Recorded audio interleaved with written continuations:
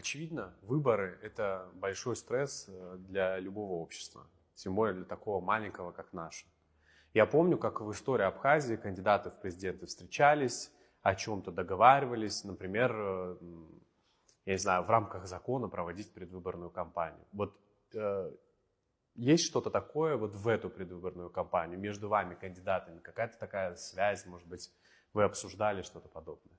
Пока еще нет. Но это же не первые президентские выборы, в которых я участвую.